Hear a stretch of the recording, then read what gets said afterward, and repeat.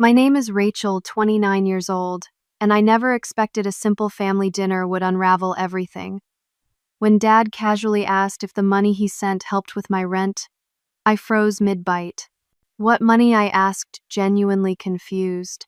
The silence that followed was deafening. Dad looked puzzled, then concerned. I turned to Mom, whose face had drained of color. She could not even pretend. Her eyes darted around the room, avoiding contact with anyone.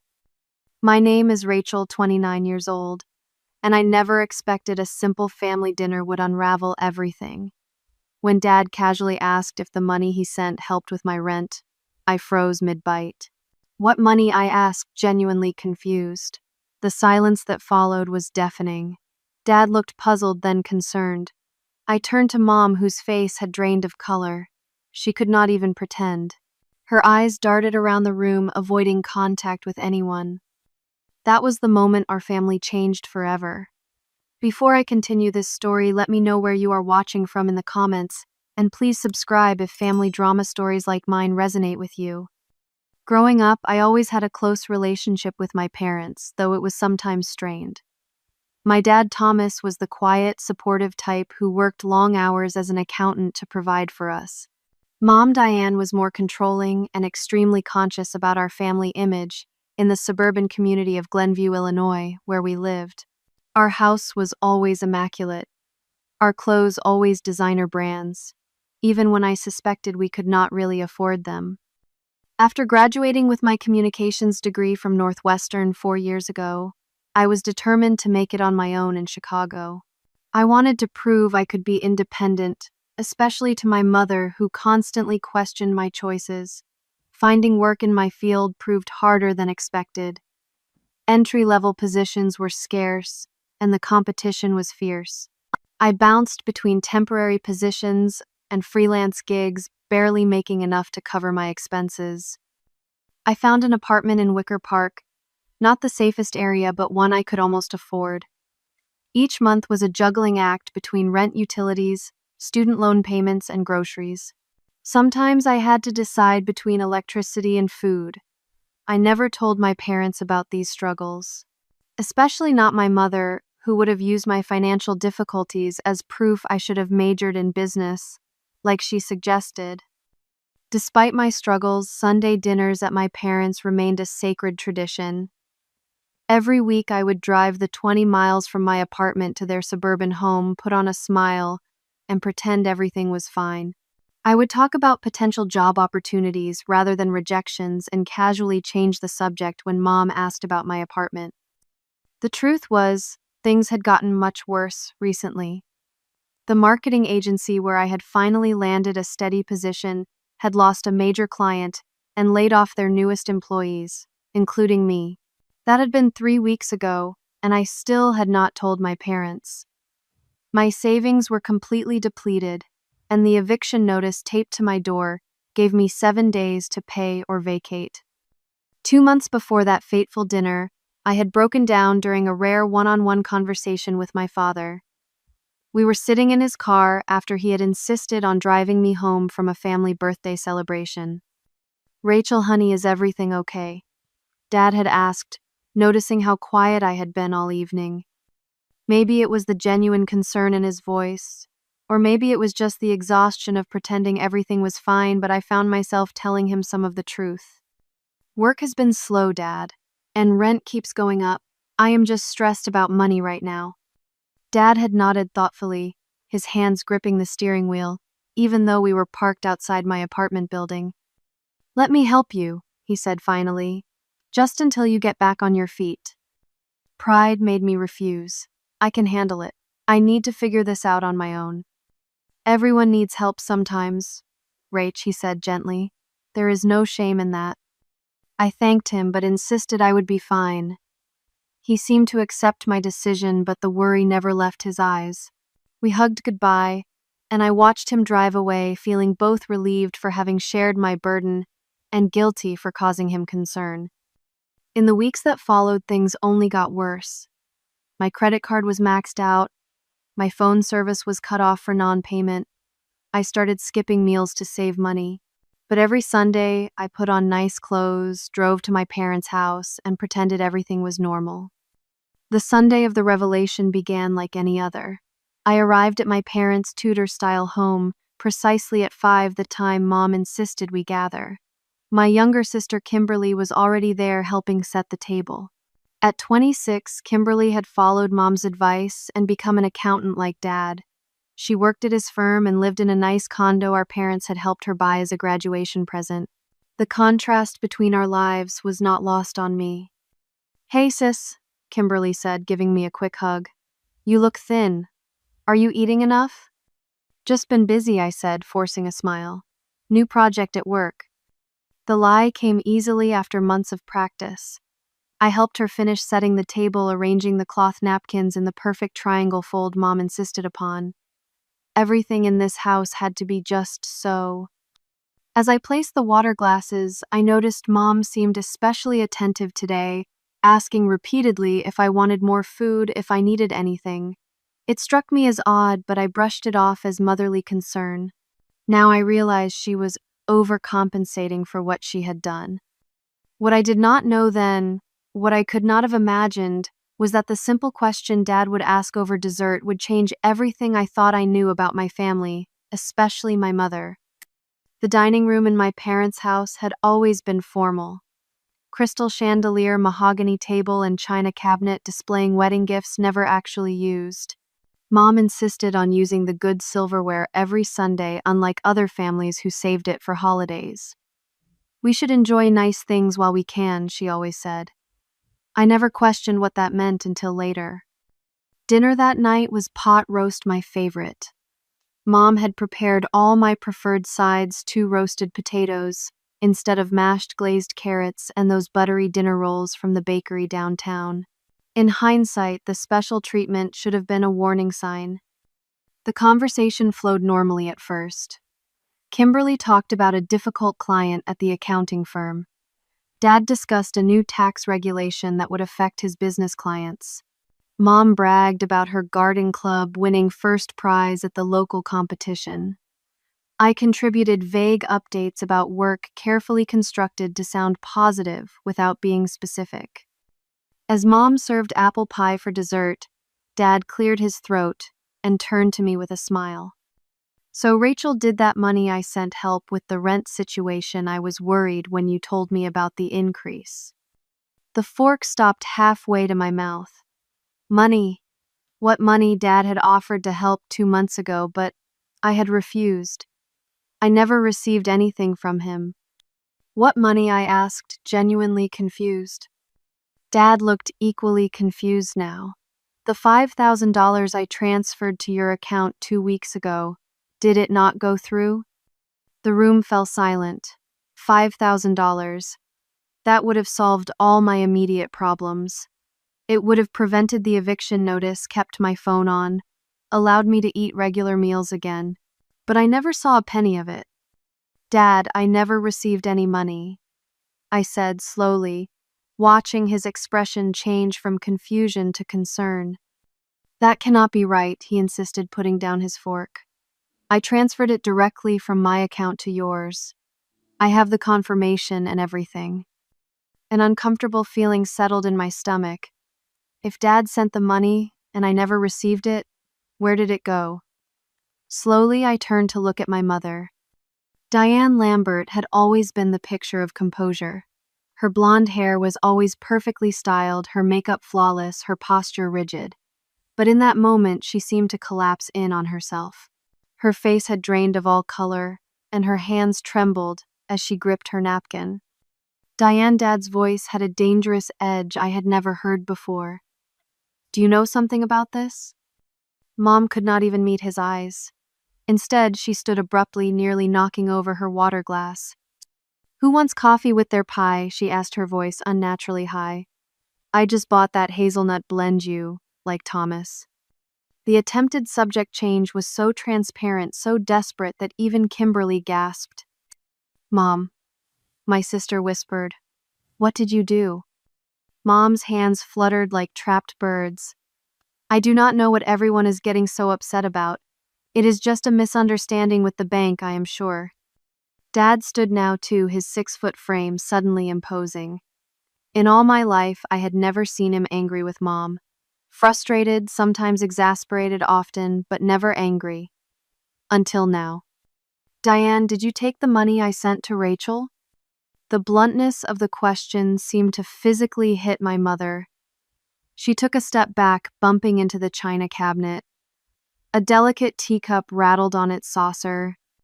I was going to give it to her, Mom finally said, her voice small. I just needed to borrow it temporarily. The confession hung in the air like smoke. Dad looked like he had been slapped. Kimberly's mouth formed a perfect O of shock, and I felt something inside me break. Borrow it, I repeated. Without telling anyone. While I am about to be evicted from my apartment.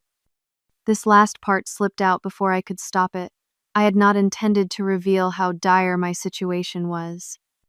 Evicted Dad turned to me, his anger momentarily replaced by concern. Rachel, why didn't you tell me it was that bad? Because I was handling it, I said, tears threatening. Or trying to. And apparently you did try to help, but I couldn't finish the sentence. My own mother had intercepted money meant to keep her daughter from homelessness. The betrayal was too enormous to process. I think we all need to calm down, Mom said, attempting to regain control of the situation. This is being blown completely out of proportion. Out of proportion, Dad's voice rose. You stole money from our daughter. I did not steal anything, Mom snapped back. The money was going to be returned. I just needed it for an important payment. What payment could be more important than keeping your daughter housed? Kimberly demanded, finally finding her voice. Mom's eyes darted around the room, looking anywhere but at us. It is complicated. You would not understand. The perfect family dinner had descended into chaos. I felt sick, betrayed, and suddenly very tired. Without a word, I pushed back from the table and headed for the stairs. Rachel, wait, Dad called after me. I need a minute, I replied, not turning back. I climbed the stairs to my old bedroom, the one Mom had converted to a guest room the day after I moved out for college. Nothing in that room belonged to me anymore. Even that felt symbolic now. The guest room that used to be mine still held traces of my childhood if you knew where to look. The slight dent in the wall where I had thrown a softball during an indoor game I was not supposed to be playing. The faint outline on the ceiling where glow-in-the-dark stars had once been adhered. But everything else was different. Neutral beige paint had replaced my purple walls. A generic landscape hung where my bulletin board used to be. I sat on the edge of the perfectly made bed, my mind racing. The $5,000 Dad sent would have covered my overdue rent of $2,300, the electric bill of $187, my phone bill of $92, and still left enough to get me through until I found another job. Instead, I was facing eviction in 7 days with exactly $27.14 in my checking account. My mother had taken that lifeline. My own mother. A soft knock on the door interrupted my thoughts. Dad entered without waiting for a response. His face looked older suddenly, the lines around his eyes deeper than I remembered. I brought proof, he said quietly, holding out his phone. I want you to see that I really did try to help. The bank app on his phone showed the transfer dated exactly 2 weeks ago, $5,000 from Thomas Lambert to Rachel Lambert. I never questioned if you sent it, Dad, I said. I just never received it. Dad sat beside me, the bed dipping under his weight. I keep separate accounts for household expenses, personal spending, and savings, he explained. Your mother has access to the household account, but not my personal or savings accounts. When you told me about your financial struggles, I transferred money from my personal account to yours. I wanted to help without making a big deal of it. But I never got it, I repeated, still struggling to understand. Dad sighed heavily. I think I know what happened. Your mother must have seen the transfer notification on my phone or computer, and somehow, redirected it. The implication was staggering. How could she even do that? She would need access to my account. Dad rubbed his temples. Remember when you first opened your bank account in high school? Your mother insisted on being a joint account holder because you were a minor. A cold realization washed over me. But that was years ago. I opened my own account after college. Are you sure you closed the old joint account? Dad asked. I tried to remember the details of that time. Moving to my apartment, starting my first job, the excitement of independence. Had I formally closed that old account, or had I just opened a new one and stopped using the joint account? I need to check my online banking, I said. Dad handed me his tablet. I logged into my bank account and checked the account details. There it was, Rachel Lambert, primary account holder, Diane Lambert, joint account holder. An account I rarely used anymore, but had never officially closed. She still has access, I whispered. With trembling fingers, I navigated to the transaction history. There it was 2 weeks ago. Transfer from Thomas Lambert, $5,000. And the very same day, transfer to account ending in 4,832, $5,000. What's account 4,832? I asked. Dad's expression darkened. I don't know, but we're gonna find out. He took the tablet from me and logged into his own online banking. After several minutes of searching through accounts, his face went pale. It's a personal shopping account your mother opened last year, he said, his voice hollow. She told me it was for household expenses and asked me to set up a small monthly transfer to it. I had no idea. He turned the screen toward me. The account showed multiple purchases from high-end department stores, jewelry, retailers, and designer boutiques.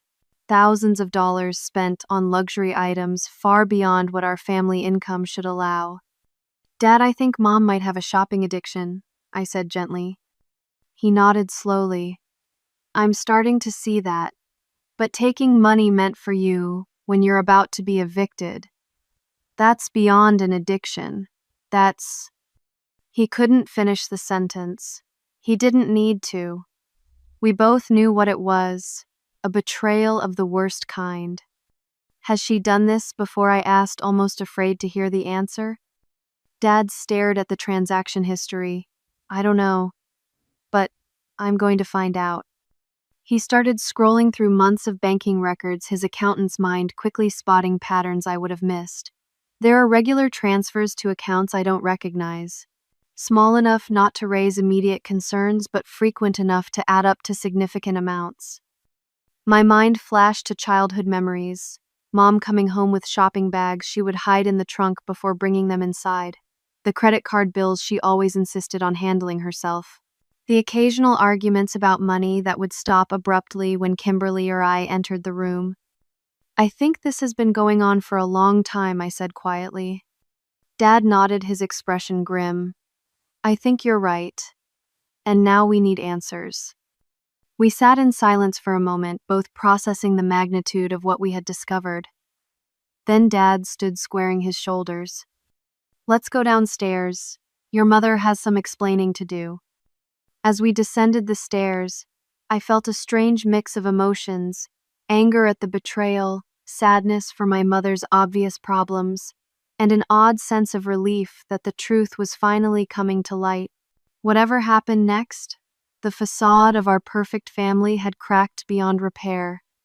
And maybe that wasn't entirely a bad thing. The living room was silent when Dad and I returned downstairs. Mom sat rigidly on the edge of the sofa, hands clasped in her lap, looking like a student, awaiting punishment. Kimberly paced by the fireplace, her accountant's mind probably running the same calculations Dad's had. Dad said, his voice unnaturally calm. We need to talk about what you've done. Mom's chin lifted defiantly. I told you I was going to give the money to Rachel. I just needed it temporarily. For what? I asked. What was so important that you took money meant to prevent me from being homeless? Mom's eyes darted around the room, not settling on any of us. There was a sale at Nordstrom. Designer items at 70% off. It was an investment opportunity. An investment. Kimberly exploded. In what more clothes you never wear, while your daughter gets evicted. Dad held up the tablet displaying the account transactions. It wasn't just Nordstrom, was it, Diane? It's Tiffany's, Saks, Bloomingdale's. Thousands of dollars every month. Mom's face flushed. You had no right to look through my personal accounts. Personal accounts funded with money you took from our daughter, Dad countered. Money I sent to help her keep her apartment. Mom stood suddenly, smoothing her skirt in a nervous gesture I had seen countless times. You all are overreacting. Rachel is a grown woman who should be able to support herself by now. If she had listened to me about her career choices, she wouldn't need handouts. The casual cruelty of her words stunned me into silence. Dad, however, was not deterred. This isn't about Rachel's career choices. This is about you stealing money that wasn't yours to take. Stealing is a very harsh word, Mom said, her voice rising. I prefer to think of it as reallocating family resources. Was it reallocation when you took the money from my graduation cards too? Kimberly asked suddenly. All eyes turned to my sister. Mom went pale. What are you talking about? Dad asked. Kimberly crossed her arms. When I graduated high school, Grandma called to make sure I received the $500 she put in my card. I never saw that money. Mom said Grandma must be confused. But now I'm thinking Grandma wasn't confused at all. Mom sank back onto the sofa. That was different. You were too young to manage that much money responsibly. And what about the checks from Uncle Fred that never made it to my account? I added, memory after memory suddenly clicking into place. Or the money Aunt Susan always sent for our birthdays that somehow never reached us. Those were small amounts, Mom said dismissively. Nothing worth making a fuss about. Dad looked stricken. How long has this been going on, Diane? How many times have you intercepted money meant for our daughters? Mom's defensive posture suddenly collapsed. Her shoulders slumped, and for the first time I saw past the perfect exterior to the troubled woman beneath. I don't know, she whispered. It started small. A birthday check here, a Christmas gift there. Then it got easier. Easier to steal from your own children. Kimberly's voice cracked with emotion. You don't understand what it's like, Mom cried. The pressure to keep up appearances, to have the right clothes, the right accessories. People judge you on these things. They always have. No one is judging you on your handbag, Mom, I said, frustration mounting. And even if they were, how is that more important than your daughter's housing security? I was going to fix it, Mom insisted. I just needed more time. Time for what Dad asked, to win the lottery, to suddenly develop a conscience. Mom's face hardened. Don't you dare take that tone with me, Thomas. Not when you've been oblivious all these years. Some accountant, you are not even noticing money disappearing from your own accounts. The accusation hung in the air. Dad looked like he'd been physically struck. You're right, he said finally. I should have paid more attention. I trusted you, and that was clearly a mistake. Mom's eyes widened at his words. I don't think she had expected him to agree with her. How bad is it, Diane? Dad asked. The whole truth now. How much debt are we in because of your shopping? Mom's silence was answer enough. I need to see all the credit card statements, Dad continued. Every account, every card. Now. That's private, Mom protested weakly. Not anymore, Dad said firmly. Not after this. While Dad and Mom continued their standoff, Kimberly moved to sit beside me. Are you really being evicted? She asked quietly. I nodded, too exhausted to maintain the pretense of success I'd worked so hard to project. 7 days. I lost my job 3 weeks ago. I've been living on ramen and tap water. That money Dad sent would have saved me. Kimberly squeezed my hand. Why didn't you tell us? Pride, I guess, I admitted. I wanted to prove I could make it on my own. especially to Mom, who always said my degree was useless. You can stay with me until you find a new place, Kimberly offered immediately. Before I could respond, Mom's voice rose again. Fine, you want to know everything, I'll show you. She stormed to the antique secretary desk in the corner of the living room, yanking open drawers and pulling out stacks of envelopes. Credit card statements, store cards, loan documents. She threw them on the coffee table with surprising force. There, are you happy now? Yes, I've been shopping. Yes, I've taken money that wasn't technically mine. But I've been suffocating in this life, playing the perfect wife and mother, while none of you noticed I was drowning. The outburst left us all momentarily speechless.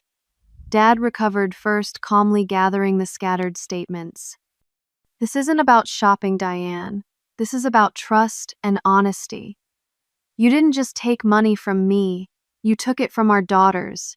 You let Rachel face eviction rather than admit you had a problem. Mom's anger deflated as quickly as it had erupted. Tears welled in her eyes. I never meant for it to go this far. It just happened. One purchase led to another, and then I couldn't stop. The new things made me feel better, but only for a little while. Then I needed more. Under different circumstances, I might have felt compassion for her obvious struggle, but watching her cry while I faced homelessness made it impossible to summon sympathy. I can't do this right now, I said, standing abruptly. I need to go. Rachel, please. Mom reached for my arm. I'll make it right. I promise. I pulled away from her touch. How will you get me my job back, pay my rent, restore my trust in you? Some things can't be fixed with promises, Mom. Dad stood as well. Rachel, you don't have to leave. We can figure this out together. But I was already heading for the door, grabbing my purse and jacket. I need space to process this. I'll call you tomorrow, Dad. As I reached for the doorknob, Mom called out, Rachel, wait, I'm sorry.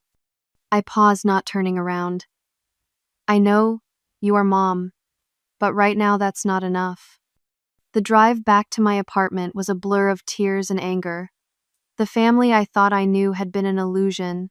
My mother, who had always preached about responsibility and good choices, had been stealing from her own children, and I had been too proud to ask for help when I really needed it.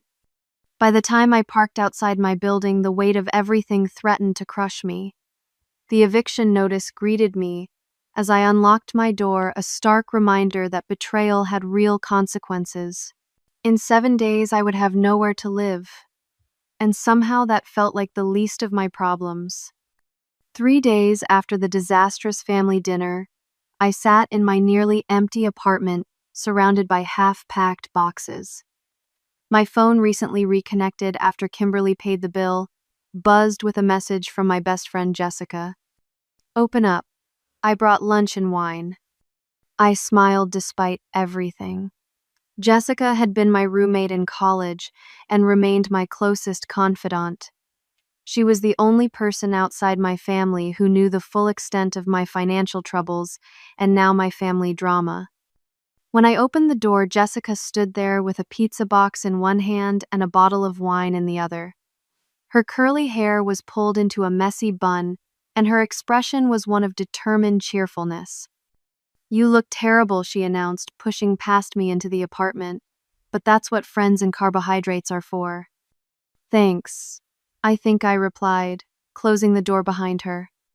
Jessica surveyed the boxes scattered around the small living room.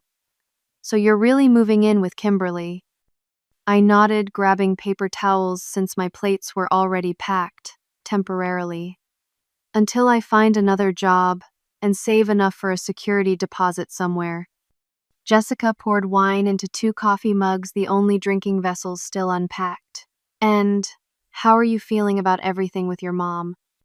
I accepted the mug she offered, taking a long sip before answering. Honestly, I'm still processing. 1 minute I'm furious, the next I'm worried about her.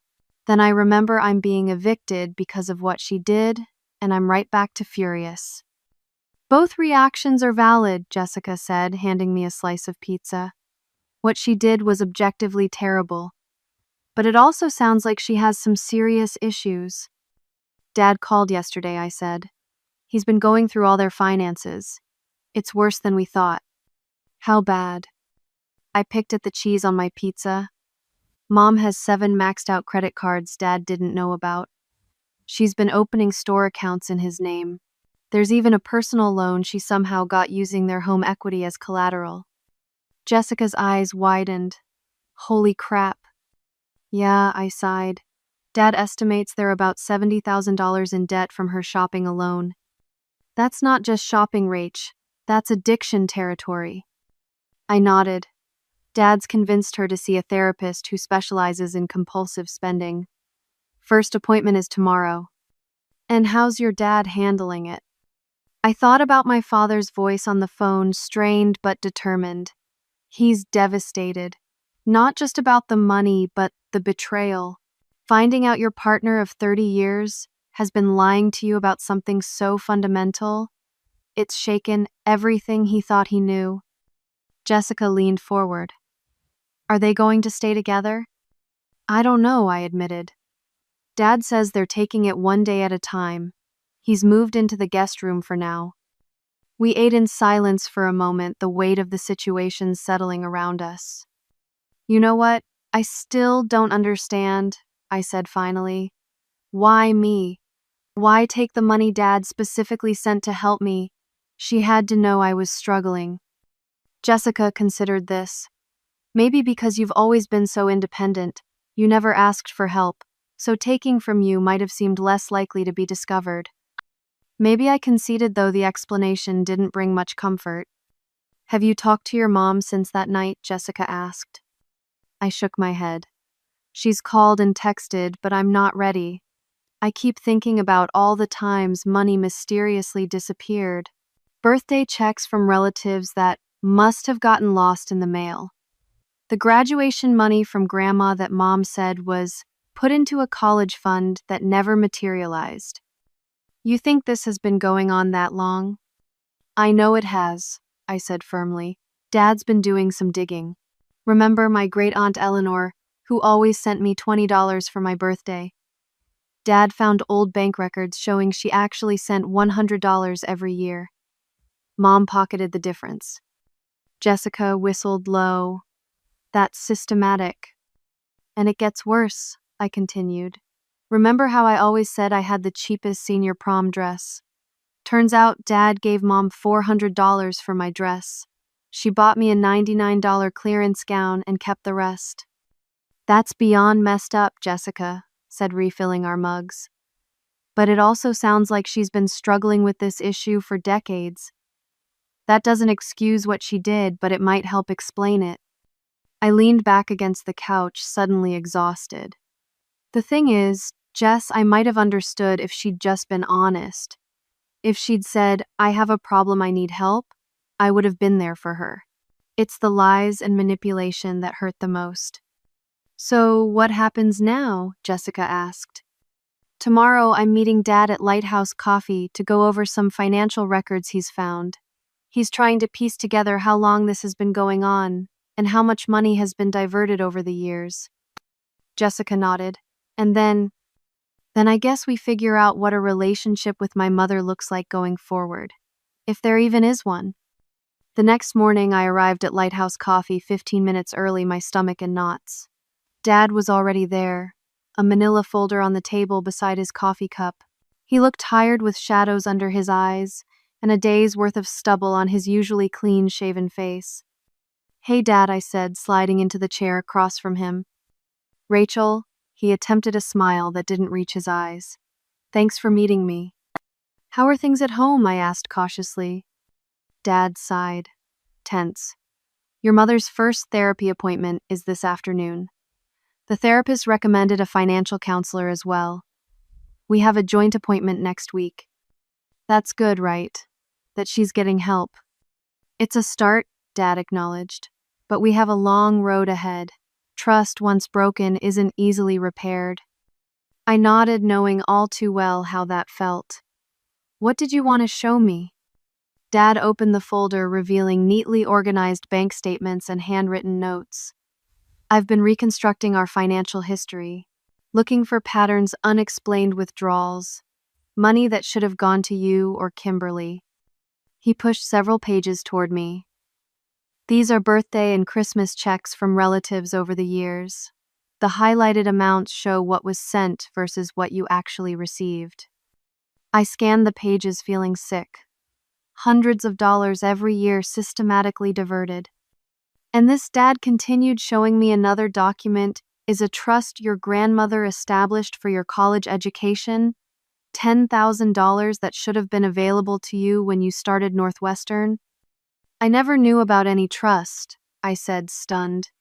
Mom told me Grandma couldn't afford to help with college. Dad's expression darkened. She lied. Your grandmother specifically set aside money for both you and Kimberly. Kimberly's went to her condo down payment as intended. Yours disappeared. Into Mom's shopping accounts. Most likely, Dad confirmed. I'm still tracing the money trail. I don't understand how she could do this, I said, fighting back tears. I worked 2 jobs during college. I took out loans. I'm still paying off. All while money that was meant for me was funding her shopping addiction. Dad reached across the table, covering my hand with his. I failed you, Rachel.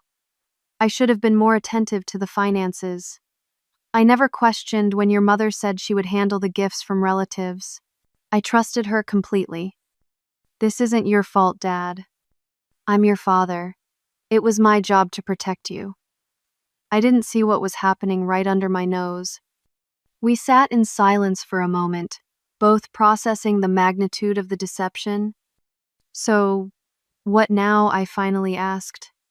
Dad straightened his shoulders. Now we rebuild. Your mother gets the help she needs. I make sure our finances are transparent and properly managed. And most importantly, we make things right with you and Kimberly. Dad, you don't have to. Yes, I do, he interrupted firmly. I can't undo the past, but I can make sure you're okay now. I've already transferred $5,000 directly to your personal account, not the joint one. I've also set up an appointment with my bank to remove your mother's access to any of your accounts. I felt a wave of relief wash over me. The money would prevent my immediate homelessness, giving me time to find a new job. Thank you, I said simply. Dad nodded. It's a start. We'll figure out the rest as we go. As I left the coffee shop, I felt simultaneously lighter and heavier. The immediate financial crisis was averted, but the emotional aftermath of my mother's betrayal remained. How do you reconcile the mother you thought you knew with the person who systematically stole from you for years? It was a question I wasn't sure I would ever fully answer. 1 week after my coffee meeting with Dad, I found myself sitting in a small cafe near my mother's therapy office. I had finally agreed to meet her alone after she had completed 3 sessions with her new therapist. Dad had encouraged the meeting, saying that while reconciliation might be a long way off, communication was a necessary first step. I arrived early, choosing a table in the corner where we would have some privacy. My hands fidgeted with the paper napkin, folding and unfolding it into increasingly smaller squares. When the bell above the door chimed, I looked up to see my mother enter. She looked different somehow. The designer outfit and perfect makeup were gone, replaced by simple jeans and a sweater. Her hair was pulled back in a casual ponytail, rather than her usual elaborate style. She spotted me and approached hesitantly, as if unsure of her welcome. Rachel, she said softly, thank you for meeting me. I gestured to the chair across from me. Have a seat. Mom sat down, placing her purse carefully on the floor beside her. An awkward silence stretched between us. Finally, she spoke. I don't know where to begin. How about with the truth? I suggested, my voice steadier than I felt. The whole truth for once. Mom nodded, taking a deep breath. I've been seeing Dr. Winters, a therapist who specializes in compulsive spending and financial infidelity. She's helping me understand that what I've been doing isn't just bad budgeting, it's a genuine disorder. A disorder that led you to steal from your own daughter. I couldn't keep the edge from my voice. Mom flinched, but didn't look away. I deserve that. And yes, it led me to do things I never thought I was capable of. Things that shame me deeply now, that I'm beginning to see clearly. How long has this been going on, I asked, though I already knew the answer from Dad's investigation. Longer than I want to admit, Mom said quietly. It started small after you were born. Postpartum depression, though it wasn't diagnosed then. Shopping made me feel better. In control. The more stressed I felt, the more I shopped. And taking money meant for Kimberly and me. Mom's eyes filled with tears. The first time was a check from your grandfather when you were 7. It was only $20, but we were behind on bills. I told myself I would replace it next month, but I never did. And then it got easier to rationalize. You didn't know about the money, so you wouldn't miss it. I was managing the household, so I deserved it. Terrible justifications that I somehow made myself believe. I listened silently, trying to reconcile this confession with the mother I thought I knew. When your father sent you that $5,000, Mom continued, I was in a panic. The credit card company had threatened to contact him about the overdue payments. I told myself I would just borrow the money briefly, pay off the most pressing debt, then replace it before you even knew it was gone. I was about to be evicted, Mom. I was skipping meals to save money. Fresh tears spilled down her cheeks. I know, and there's no excuse for what I did. None. Dr. Winters is helping me see that my addiction doesn't justify hurting the people I love. It explains my behavior but doesn't excuse it. She reached into her purse and pulled out a folded check. This doesn't begin to make up for everything, but it's a start. It's the $5,000 your father sent, plus another $5,000 from the sale of some of my designer items. Dr. Winters is helping me liquidate my unnecessary possessions to begin making amends. I stared at the check she slid across the table. $10,000. It was a substantial amount, but money alone couldn't heal the broken trust. I appreciate this, I said carefully, but what I really need is to know this won't happen again, that you're genuinely committed to change. Mom straightened in her chair. I am. I'm attending therapy twice weekly.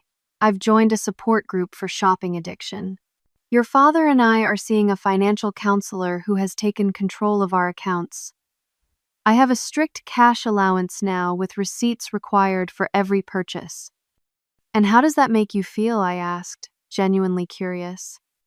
Terrified, she admitted, humiliated, relieved, all at once. For the first time in decades, I'm not carrying the weight of secrets. It's both liberating and excruciating. I nodded, understanding that mix of emotions all too well. I don't expect instant forgiveness, Rachel.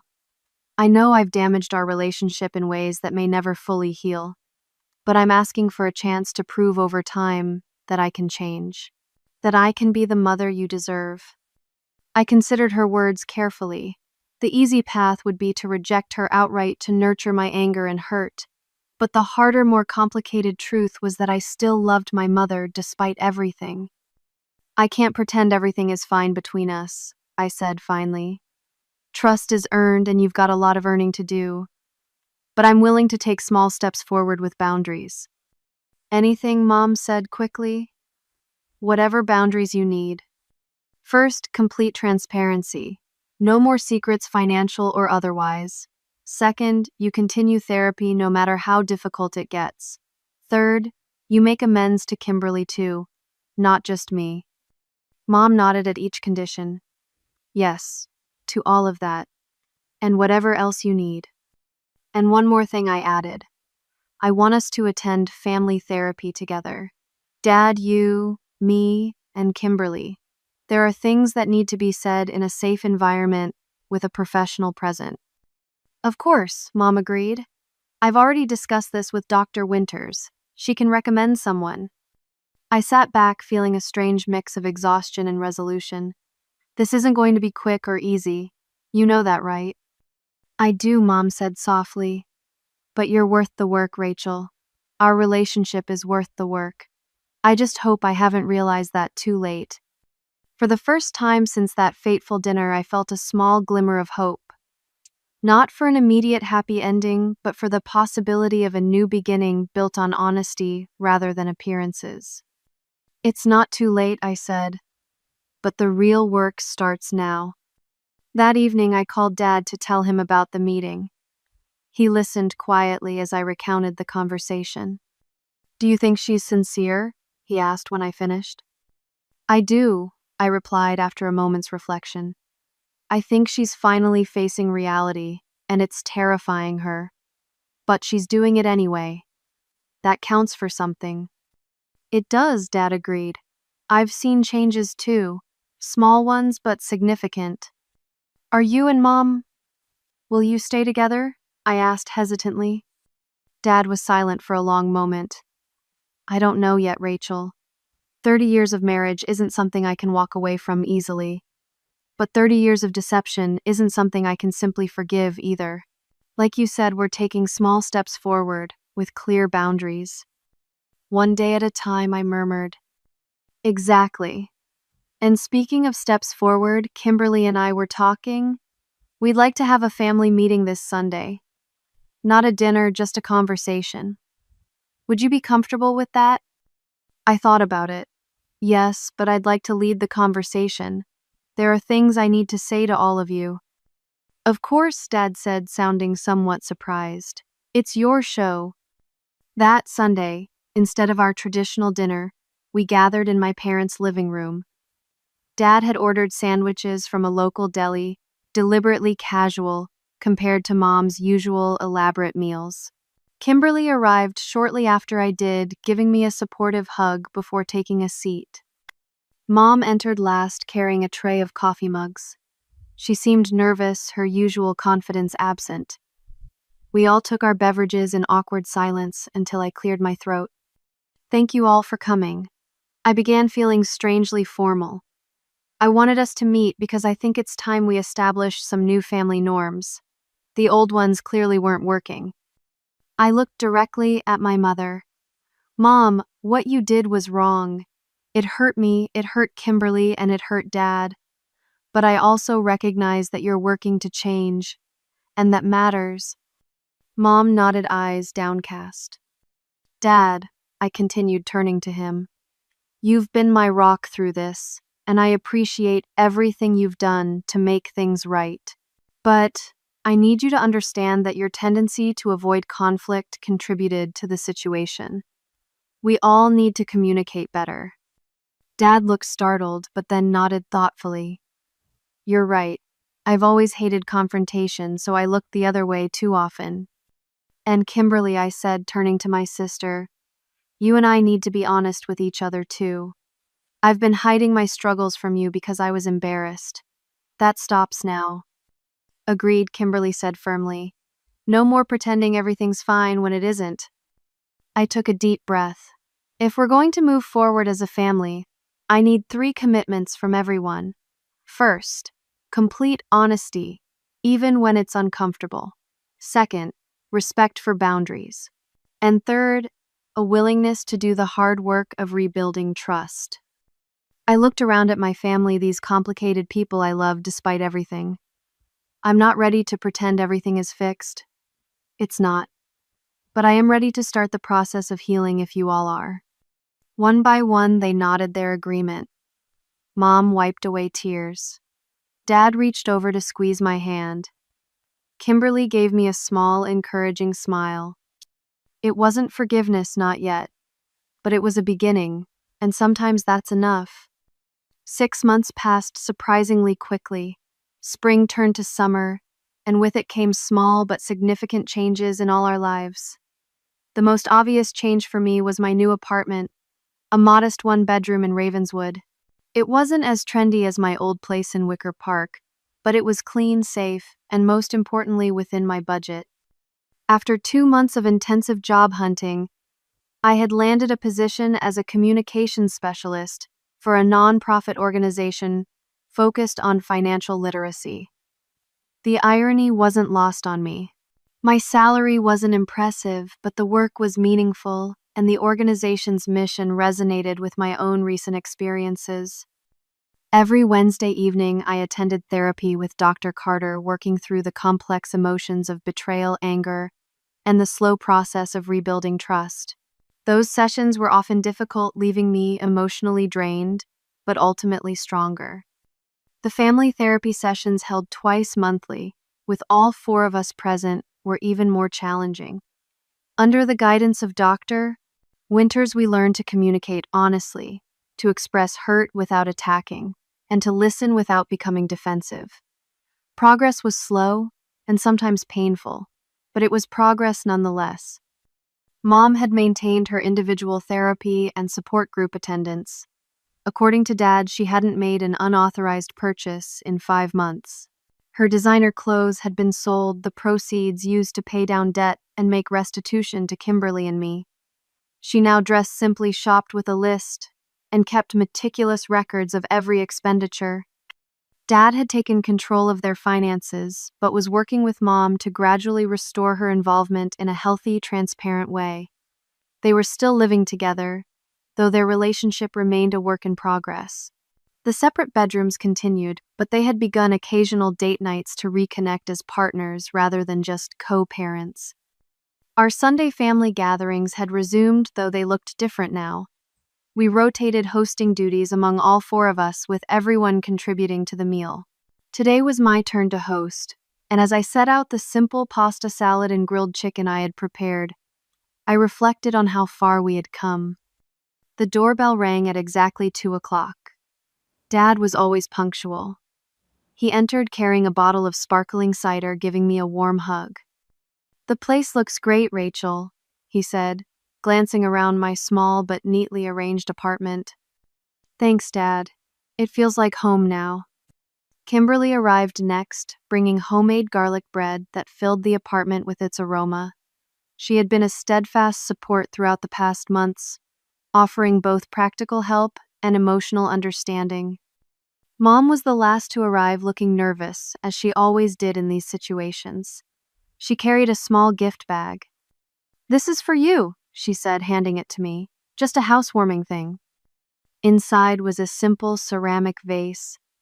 Not expensive or elaborate, but thoughtful. "Thank you," I said sincerely.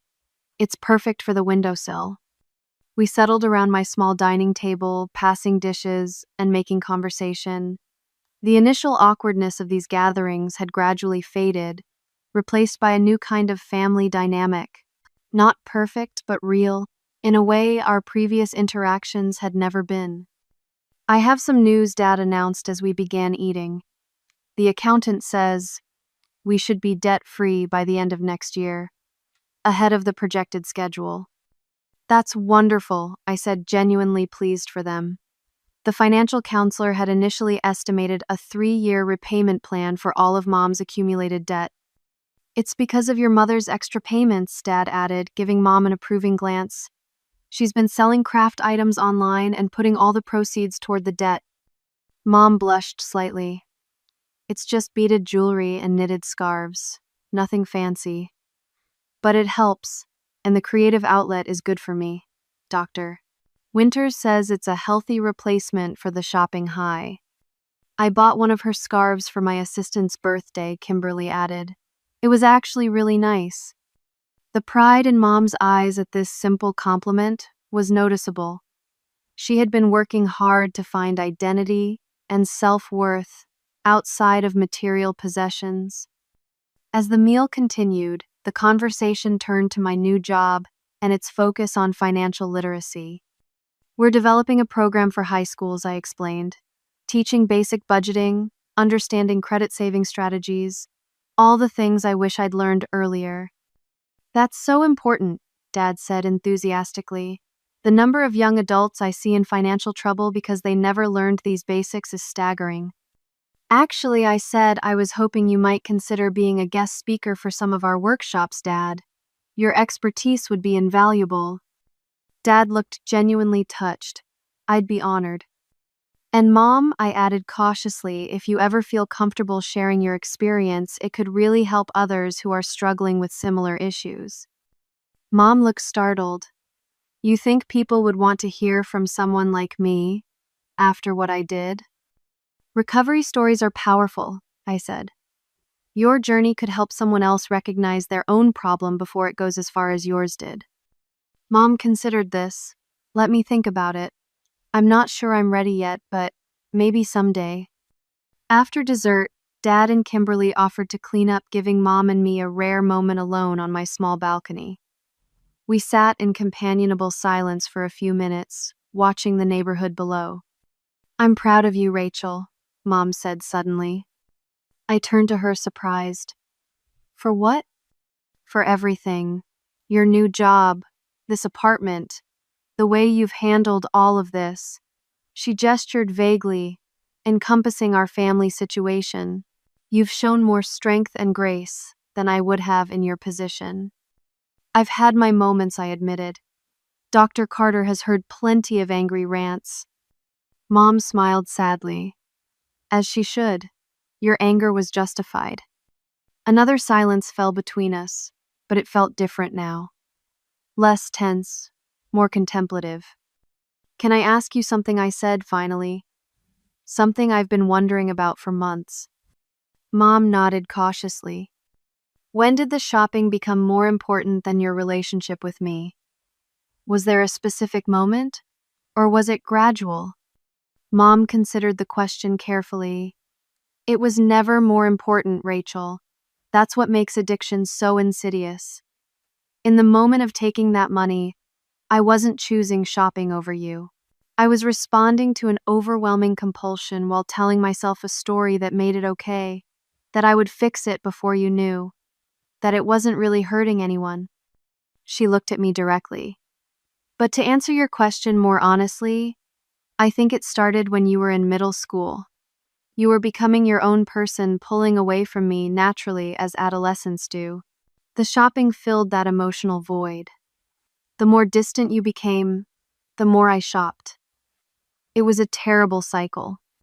I had never considered that my own normal development might have contributed to her behavior. Not that it excused anything, but it helped me understand.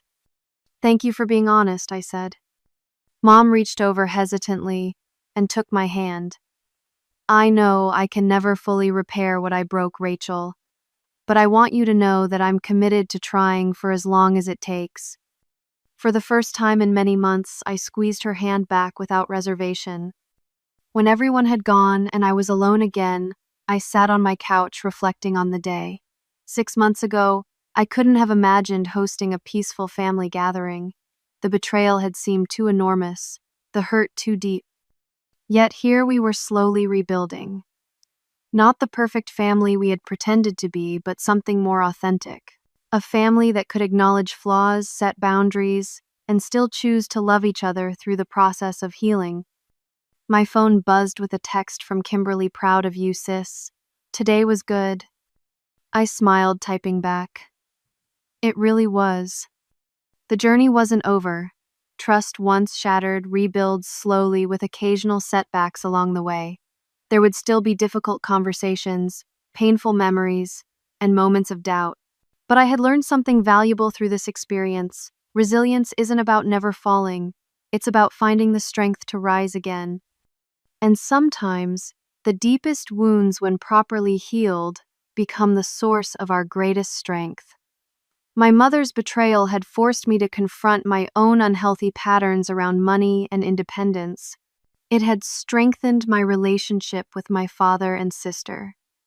It had led me to a career where I could help others avoid similar pitfalls. It wasn't the path I would have chosen, but it was the path that had brought me here. And looking around my modest apartment, feeling a sense of genuine peace for the first time in years, I realized that here was exactly where I needed to be. Have you ever experienced a betrayal from someone you trusted completely? How did you handle it? Was forgiveness possible, or did you need to create permanent boundaries? Share your experiences in the comments below. And if this story resonated with you, please like, subscribe, and share it with someone who might need to hear that healing is possible even after the deepest betrayals. Thank you for listening to my story, and remember that sometimes our greatest growth comes from our most painful experiences.